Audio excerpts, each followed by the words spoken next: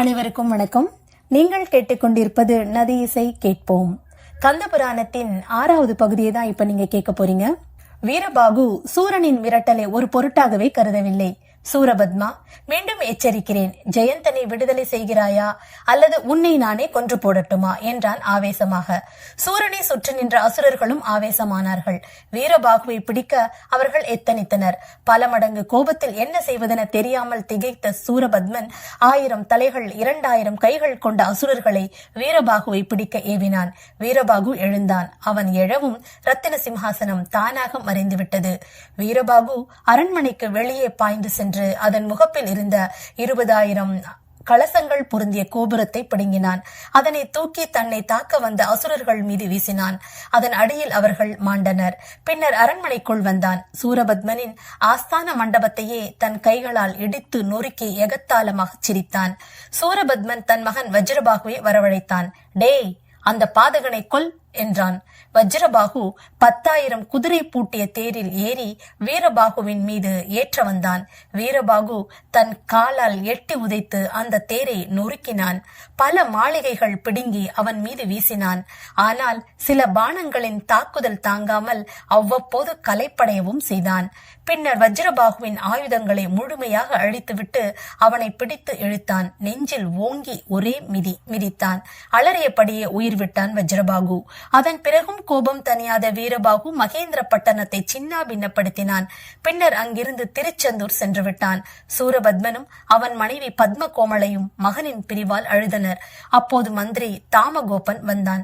மகாராஜா, துன்பங்கள் மிஞ்சும் நேரத்தில் அழுது கொண்டிருப்பது எந்த தீர்வையும் தராது.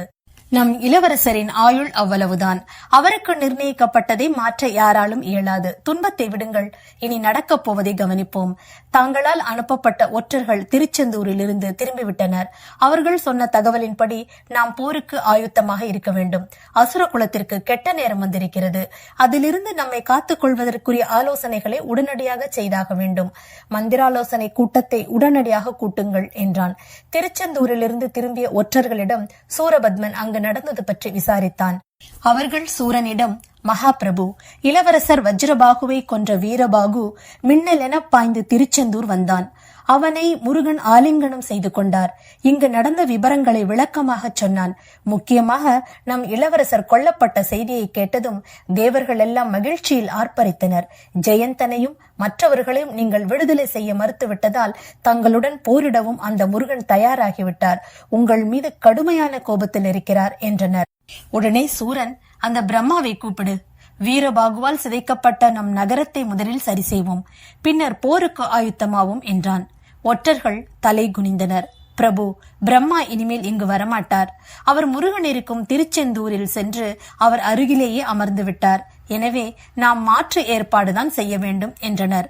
உடனே சூரன் மற்றொரு அண்டத்தின் பிரம்மாவை வரச் செய்து அவரை கொண்டு நகரத்தை மீண்டும் கட்டினான். இதன் பிறகு யாரை போருக்கு அனுப்புவது என்ற பேச்சுவார்த்தை நடந்தது. வீரம் மிக்க பல அசுரர்கள் முன்வந்தனர். சூரபத்மனின் புதல்வர்களான இரண்யன், சிங்கமுகன் ஆகியோர் போருக்கு செல்ல முன்வந்தனர். காலஜித், கண்டன், அனவன், சிங்கன் ஆகிய படைத்தலைவர்கள் போருக்கு முன்வந்தனர். மீண்டும் வீர திலகனான பானுகோபன் எழுந்தான். அவன் சூரபத்மனின் வீர திருமகன். தந்தையே, என் சகோதரன் வஜ்ரபாகுவை கொன்ற கூட்டத்தை என் கையால் அழித்தால்தான் எனக்கு தூக்கமே வரும். அந்த முருகனை பந்தாடி விட்டு வருகிறேன், உத்தரவு கொடுங்கள் என்றான்.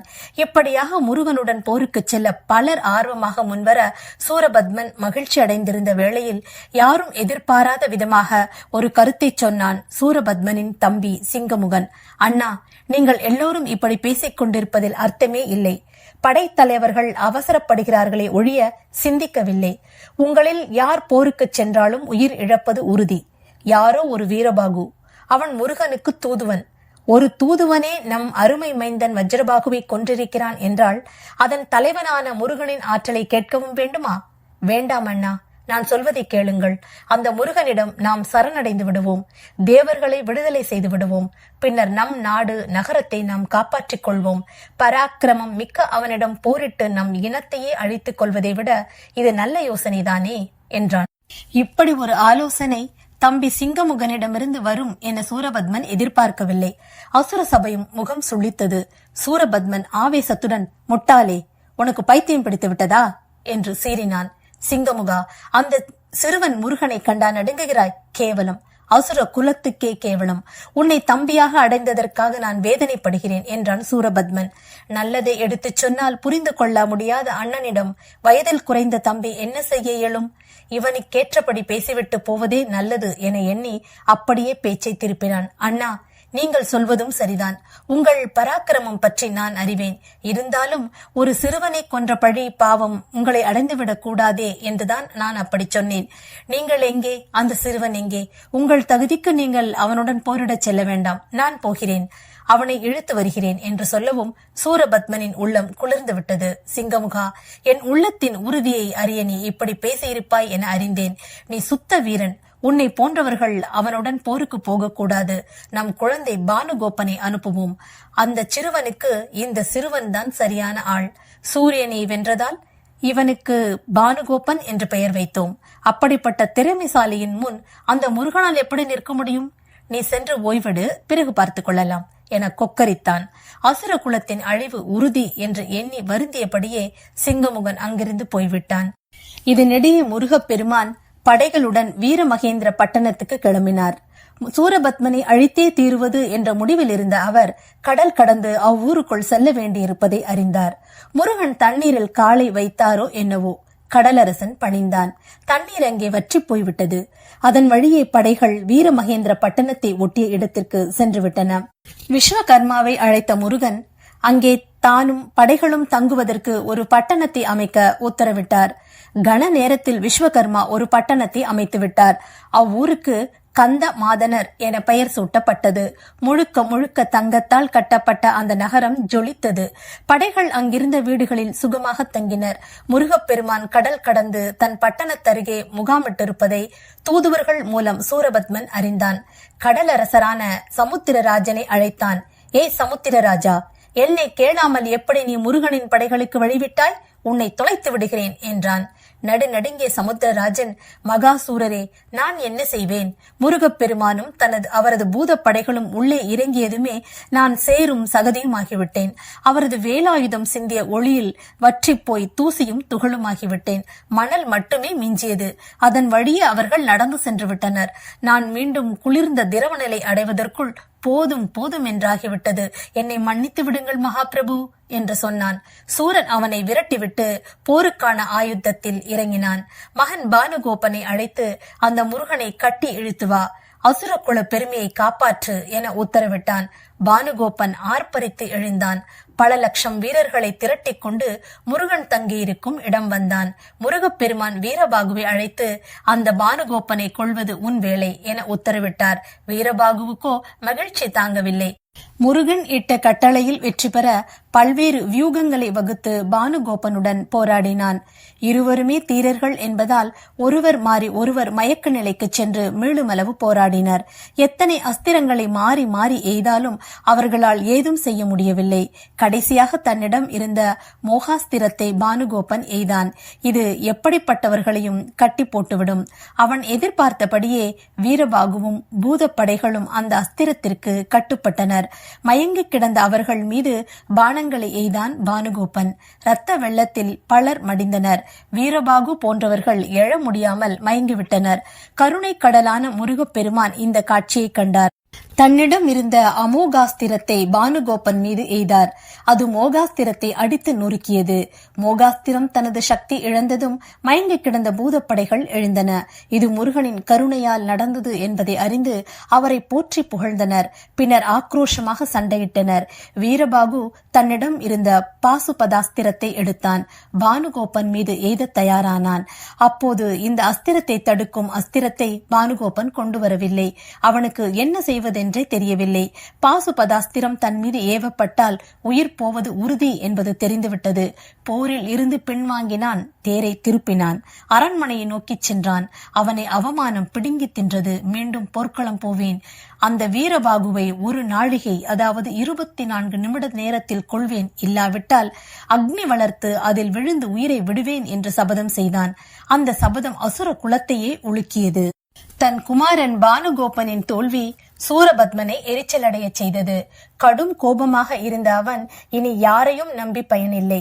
நானே நேரில் யுத்த களத்திற்கு செல்கிறேன். அந்த சிறுவன் முருகனை ஒரு கணத்தில் பிடித்து வருகிறேன் என்று தன் பங்கிற்கு சபதம் செய்துவிட்டு இரவு முழுவதும் தூங்காமல் இருந்தான். மறுநாள் லட்சக்கணக்கான படைகள் தயாராயின. சூரபத்மன் தன் தம்பி மகன்களான அதிசூரன், அசுரேசன் ஆகியோர் தலைமையில் படைகளை அணிவகுக்கச் செய்தான். யுத்த தொடர்பான வாத்தியங்கள் எழுப்பிய சத்தம் விண்ணை பிளந்தது. ஆரவார ஓசைக்கிடையே சூரபத்மன் போர்க்களத்திற்கு சென்றான். சூரபத்மன் போர்க்களத்திற்கு வந்த செய்தி அவன் தலைவன் இந்திரன் மூலமாக முருகனுக்கு தெரிய வந்தது. உலகையே காக்கும் பெருமான் பூதப் படைகளுடன் போர்க்களத்தை சென்றடைந்தான். கடும் போர் நடந்தது. பாறைகளையும் மரங்களையும் பிடுங்கி அசுரர்கள் மீது வீசி ஏராளமானோரை முருகன் படையினர் கொன்றனர். சிங்கமுகனின் மகனான அதிசூரன் இது கண்டு திகைத்தான். இருந்தாலும் மனம் தளராமல் முருகனின் படையை நோக்கி தேரில் விரைந்து வந்தான். பூதங்களில் மிகவும் பலம் மிக்க உக்கிரன் என்பவன் அவனை தடுத்து நிறுத்தி தண்டாயுதத்தால் மார்பில் அடித்தான். இப்படியாக இருவரும் கடுமையான போரிட்டனர். அதிசூரன் விடுத்த பானங்கள் எல்லாம் உக்கிரன் விழுங்கி ஏப்பம் விட்டான். இதனால் அதிசூரனுக்கு கடும் கோபம் ஏற்பட்டது.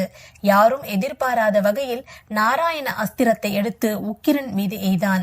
தனது உயிர் போகப் போவது உறுதி என தெரிந்ததும் உக்கிரன் தன் மனதில் முருகப்பெருமானை நினைத்துக் கொண்டான். தன் நாக்கை வெளியே நீட்டினான். நாராயண அஸ்திரம் அவனது நாக்கில் வந்து தங்கியது. அதை அப்படியே விழுங்கி ஏப்பம் விட்டான். தன்னிடம் இருந்த வலிமை வாய்ந்த அஸ்திரத்தையே விழுங்கிவிட்ட உக்கிரனை பார்த்து அதிசூரன் ஆச்சரியப்பட்டான். அவன் மட்டுமல்ல, நாராயண அஸ்திரத்திற்கு மயங்காத உக்கிரனை பார்த்து தேவர்களும் ஆச்சரியமடைந்தனர். அங்கு நின்ற பிரம்மாவிடம், படைப்பு கடவுளே, நாராயண அஸ்திரம் என்பது மிகவும் சக்தி வாய்ந்த ஒன்று. அதை யாரையும் அழிக்காமல் விட்டதில்லை. அப்படி இருந்தும் உக்கிரன் எப்படி தப்பித்தான் என்று கேட்டனர். அதற்கு பிரம்மா, யார் ஒருவன் சிவபெருமானையும் முருகப்பெருமானையும் மனதார வணங்குகிறானோ அவனை எத்தகைய சக்தி உள்ளவர்களாலும் வதைக்க முடியாது. அதன்படியே இவன் தப்பித்தான். இதை தவிர வேறு எந்த ரகசியமும் இல்லை என்றார். இதன் பிறகு அதிசூரன் பாசுபதாஸ்திரத்தை பிரயோகித்தான். அதையும் தடுக்க இயலாமல் உக்கிரன் தலைகுனிந்து நின்றான். ஆனால் உள்ளத்திற்குள் சிவபெருமானை பக்தியோடு தியானித்துக் கொண்டிருந்தான். இதனால் அந்த அஸ்திரம் அவனை தாக்கவில்லை, சிவபெருமானையே சென்றடைந்தது. யார் ஒருவன் ஆயுதம் இல்லாமல் போர்க்களத்தில் நிற்கிறானோ அவன் மீது பாசுபதாஸ்திரத்தை பிரயோகித்தால் அது இறைவனிடமே சென்றடைந்துவிடும் என்ற ரகசியத்தை அறிந்திருந்தும் அறிவில்லாமல் அதிசூரன் செய்த காரணத்தினால் எந்த ஆயுதமும் இல்லாமல் அவன் போர்க்களத்தில் நின்றான். இதன் பிறகு தண்டத்தை எடுத்துக்கொண்டு உக்கிரன் மீது அதிசூரன் பாய்ந்தான். இதை பிடுங்கிய உக்கிரன் அதிசூரனை அடித்தே கொன்றுவிட்டான். இதை கண்டு முருகனின் படையினர் ஆரவாரம் செய்தனர். தன் பெரியப்பா சிங்கமுகனின் மகன் அதிசூரன் கொல்லப்பட்டது கண்டு தாரகனின் மகனான அசுரேந்திரன் உக்கிரனின் மீது பாய்ந்தான். பல்லாயிரம் பூத வீரர்கள் அவனை சூழ்ந்தனர். இருந்தாலும் அவர்களை எல்லாம் தன் ஒற்றை கையினால் அடித்து விரட்டினான் அசுரேந்திரன். வீரபாகுவையும் அவன் விட்டு வைக்கவில்லை. அவனுடைய ரதத்தை உடைத்தெறிந்தான். அதி பயங்கர கோபத்துடன் வீரபாகு வானில் பறந்தான். முருகப்பெருமானை வணங்கியபடியே வாள் ஒன்றை எடுத்து அசுரேந்திரன் மீது பாய்ந்து அவனுடைய ஒரு கையை வெட்டினான். அசுரேந்திரன் கலங்கவில்லை. தன் மற்றொரு கையால் தண்டாயுதத்தை எடுத்து வீரபாகுவை அடித்தான். இருவரும் கடுமையாக போரிட்டனர். ஒரு வழியாக அசுரேந்திரனை வெட்டி வீழ்த்தினான் வீரபாகு. பயந்து போன அசுர வீரர்கள் திசைக்கு ஒருவராக ஓடினர். வேறு வழி இல்லாததால் சூரபத்மன் களத்தில் இறங்கினான். அவன் இறங்கிய உடனேயே அசுரர்கள் ஆரவாரம் செய்தனர். ஒட்டுமொத்த அசுர வம்சத்துக்கே தலைவனான சூரபத்மன் களத்தில் இறங்கியதால் ஆரவாரத்துடன் முருகனின் படையினர் மீது அசுரர்கள் பாய்ந்தனர். சூரன் ஒரே நேரத்தில் 1,00,000 பானங்களை எய்யும் சக்தி படைத்தவன். தன் ஒரு வில்லிலிருந்து 1,00,000 பானங்களை எய்தான். ரத்னகாளி என்ற சக்தியின் வியர்வையிலிருந்து அந்த பானங்கள் செய்யப்பட்டவை. பாய்ந்து சென்ற அந்த பானங்கள் முருகனின் படையைச் சேர்ந்த 1,00,000 வீரர்களை தாக்கின. அவர்கள் மயக்கமடைந்து விழுந்தார்கள். இதற்கெல்லாம் கலங்காத நவ வீரர்களில் ஒருவர் வீரமார்த்தாண்டன் சூரபத்மன் மீது ஏராளமான பானங்களை அடித்தான். சூரபத்மன் அவற்றை தன் ஒற்றை கையால் நொறுக்கி தள்ளிவிட்டான். மற்றொரு நவ வீரனான வீரராட்சசன் பத்மாசுரன் மீது அம்புகளை எய்தான். அவனுடைய காலை பிடித்து தூக்கிய சூரன் விண்ணை நோக்கி எரிந்தான். அவன் மேலே சென்று சென்று வானத்தின் சுவர் வரையில் சென்று முட்டி அதே வேகத்தில் கீழே விழுந்து மயக்கமடைந்தான். வீரகேந்திரன், வீரதீரன், வீரமாகேஸ்வரன், வீரகேசரி, வீர புரூகுதன், வீராந்தகன் ஆகிய அனைவருமே பத்மாசுரனால் தோற்கடிக்கப்பட்டனர். இந்த நேரத்தில் வீரபாகு கலங்காத உள்ளத்துடன் சூரபத்மன் முன்னால் வந்து நின்றான். வீரபாகுவை கண்டதுமே பத்மாசுரன் அகோரமாக சிரித்தான். அடே நீயா? அன்று நீதானே என் அவைக்கு தூதனாக வந்தவன். அன்றே உன்னை கொன்றிருப்பேன். ஏதோ மாய வடிவில் தப்பிவிட்டாய். இப்போதும் ஒன்றும் கெட்டுவிடவில்லை. அன்று அந்த சிறுவனுக்கு தூதனாக வந்தாய். இப்போது எனக்கு தூதுவனாக மாறிவிடு. அந்த சிறுவனை என்னிடம் சரணடைய சொல். என் தகுதிக்கு நீ என்னோடு போட்டியிட லாயக்கில்லாதவன். அப்படியே ஓடிப்போய் விடடா என்றான். வீரபாகு எக்காலமாக சிரித்தான். அலே அசுரா, நான் நினைத்தாலே இக்கணமே உன் தலையை கொய்து விடுவேன். அன்று முருகன் என்னை தூதுவனாக அனுப்பினார். இன்று உன்னோடு போர் புரிய அனுப்பியுள்ளார்.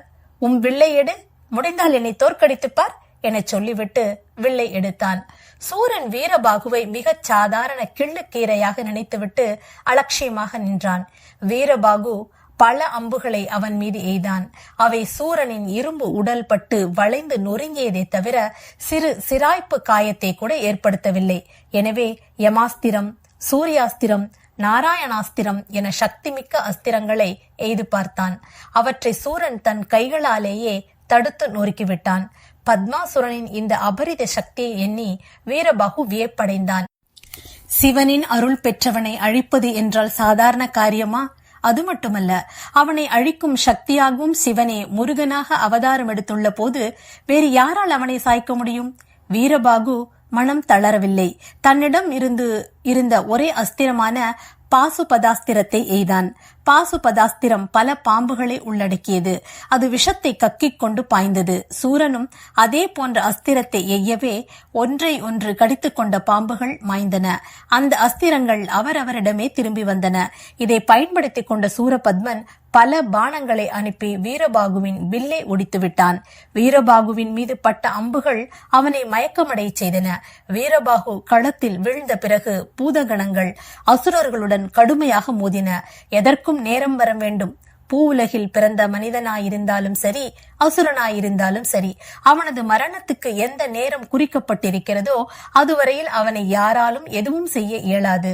இங்கே சிவனின் அம்சமான முருகன் பத்மாசுரனின் முன் யமனாக வந்து நின்றான். பத்மாசுரா, என் வீரர்களே வெற்றி கண்டு விட்டதாக மமதை கொள்ளாதே. இதோ நான் இருக்கிறேன். உனது படையை சந்திக்க இதோ எனது பெரும் படை இருக்கிறது. வீணாக அழிந்து விடாதே. என்னிடம் சரணடைந்து விடு என முழக்கமிட்டார் முருகன். சூரன் சிரித்தான். இங்கே வந்து உன் படை தவிடு பொடியாகிவிட்டது.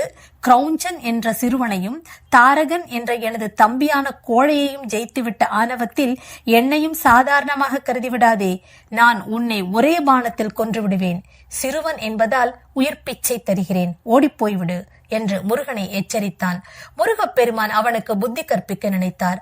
பல்வேறு ஆயுதங்கள் இரு தரப்பிலும் பரிமாறப்பட்டன. உக்கிரமான போர் நடந்தது. முருகனை வெல்லார் யாருண்டு? முருகப்பெருமான் தன் ஆயுதங்களால் பத்மாசுரனை நிராயுதபாணியாக்கிவிட்டார். ஒரு சிறுவனிடம் ஆயுதங்களை இழந்தோமே என்று சூரன் வெட்கப்பட்டு தலை குனிந்து நின்றான். இந்நிலையில் அவனது வெண்கற்ற குடை, கிரீடம் ஆகியவற்றை கீழே விழச் செய்தார் முருகன். அவனை அவமானம் பிடுங்கி தின்றது. சூரனின் நிலை கண்டு அவனது படைகள் சற்றும் தளராமல் முருகனின் படையினருடன் போரிட்டனர். போர்க்களத்தில் நின்றபடி சூரன் யோசித்தான். இவன் சிறுவனானாலும் சாதாரணமானவன் அல்ல. இவனை அழிப்பதென்றால் சற்று கடினமானதுதான். ஆனால் முடியாதது ஒன்றல்ல. மீண்டும் நம் ஊருக்குள் சென்று பல்வேறு அஸ்திரங்களுடன் வர வேண்டும் என்றபடியே அங்கிருந்து மறைந்து விட்டான். சூரன் ஓடிப்போனதை அறிந்து தேவர்கள் முருகனை கொண்டாடினர்.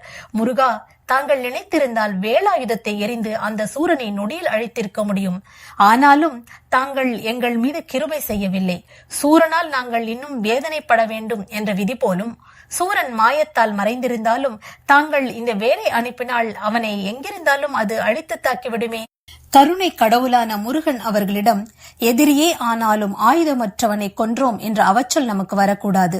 அது மட்டுமல்ல, அவன் மீது கொண்ட கருணையால் தான் நான் அவனை அனுப்பிவிட்டேன். எதிரிகள் திருந்த வாய்ப்பு கொடுக்கப்பட வேண்டும். திருந்தாமல் திரும்பி வந்தால் அவனை அழிப்பதில் தவறில்லை. சூரன் திருந்த மாட்டான் என்பது நானும் அறிந்ததே. மீண்டும் அவன் வருவான். அப்போது அவனை நிச்சயம் நான் விடமாட்டேன். நீங்கள் அமைதியாயிருங்கள் என்றார். தேவர்கள் மகிழ்ச்சியுடன் விடை பெற்றனர். இந்த நேரத்தில் வடிவேல் முருகன் போர்க்களத்தில் மயங்கியும் இறந்தும் கிடந்த வீரபாகு மற்றும் நவ வீரர்கள் படையினரை தனது கருணையினால் எழச் செய்தார். அவர்கள் ஆரவாரம் செய்து முருகனை வணங்கினர். அரண்மனைக்குள் புகுந்த பத்மாசுரன் மீண்டும் முருகனை அழிப்பது பற்றிய ஆலோசனையில் ஆழ்ந்தான். கந்த புராணத்தின் 6வது பகுதியை தான் நீங்க இப்ப இது வரைக்கும் கேட்டீங்க. கந்த புராணத்தின் 7வது பகுதியில் சந்திக்கலாம். நன்றி.